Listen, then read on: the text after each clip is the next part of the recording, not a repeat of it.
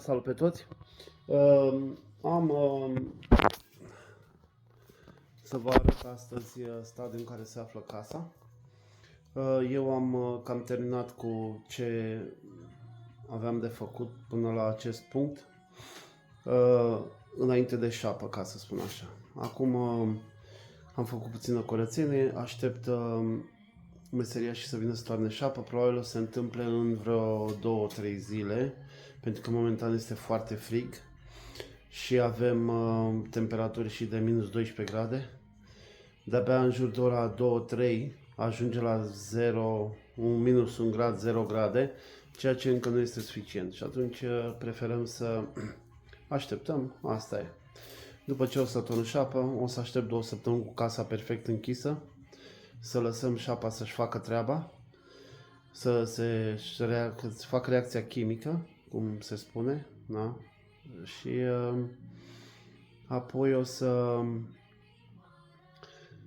intru în casă, pornim ventilarea cu recuperare de căldură, să eliminăm toată umiditatea, dacă este necesar adăugăm niște dezumidificatoare, dar nu cred că e necesar, că am văzut cum funcționează și își va face treaba.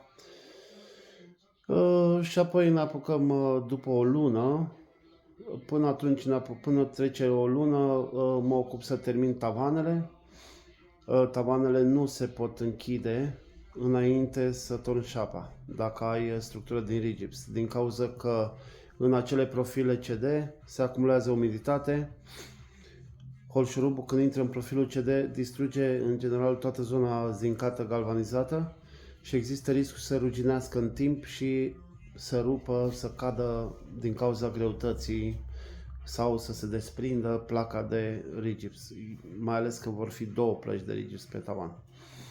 Și atunci o să îmi creeze probleme. Prefer să aștept cât timp se zvântă șapa, își trage umiditatea, fac structura metalică. Nu m-a grăbit nimeni deloc până acum cu proiectul, că este al meu. Nici nu mă grăbesc de acum încolo, pentru că nu vreau să comit erori și probleme din cauza faptului că mă grăbesc. Bun, o să vă fac un mic tur să vedeți despre ce este vorba și să sperăm că toate or să fie cum am plănuit. Să începem în dormitoare. Haideți că întorc camera. Bun, aici este un dormitor. Acesta are 14,5 metri pătrați. Instalația electrică este făcută, prizele sunt funcționale. Acestea vor fi doar scoase și îmbrăcate când facem finisajul. Caloriferele sunt montate, sunt în funcțiune. Finisajul în spatele caloriferului este făcut dinainte. Apoi acestea sunt sistemele de reglarea temperaturii în încăpere, recuperatorul de căldură. Cam așa trebuie să arate o încăpere înainte să turnăm șapa. Tavanele nu sunt făcute, cum am spus, pentru că nu trebuie să fie făcute înainte să turnăm șapa. Acesta este alt dormitor. Acesta are 14 metri pătrați.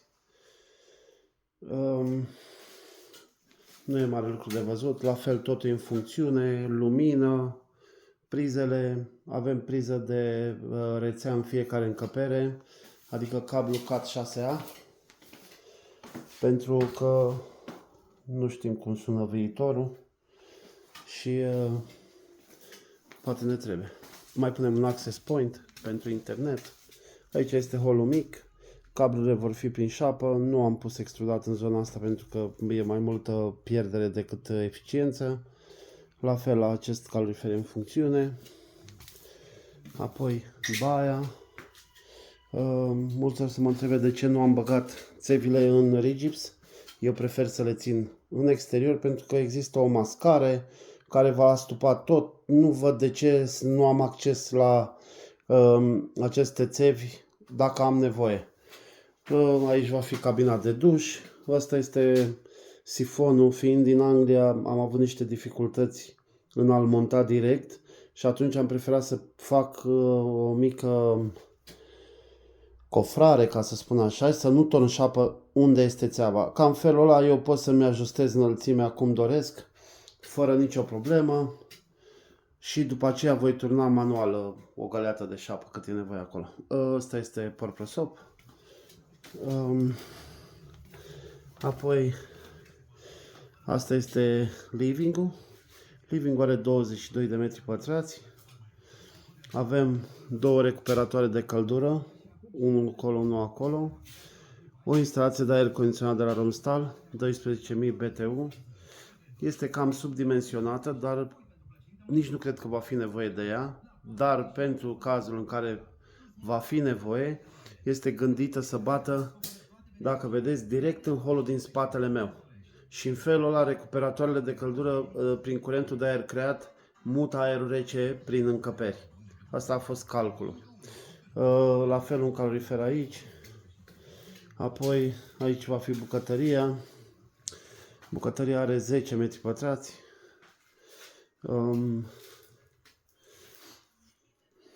Zona de gătit, zona de bucătărie. Din păcate, arhitectul mi-a calculat ce a vrut el, nu ce am vrut eu.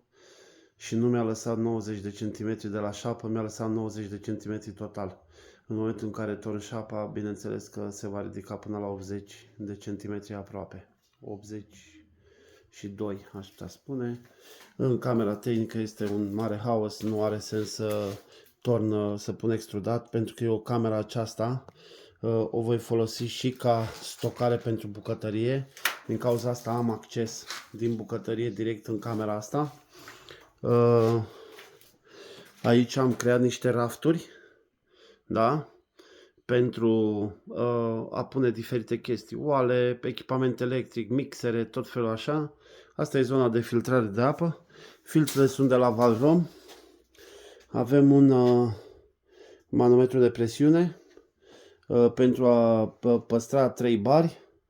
În zona aceasta am lăsat un robinet, nu se vede, este un robinet controlat anti-inundație, este controlat electric pe această țeavă. În cazul în care orice defect în această instalație care produce inundație, se întâmplă vreun defect care produce inundație, se va opri apa automat. O centrală Viessmann. Instalația electrică încă nu e gata, toate firele trebuie băgate în tablou, încă nu toate firele sunt legate, doar cele de care am nevoie. Și cam atât. O să vă mai filmez după ce termin cu șapa și să sperăm că toate lucrurile vor fi cum am plănuit. Vă mulțumesc frumos, la revedere!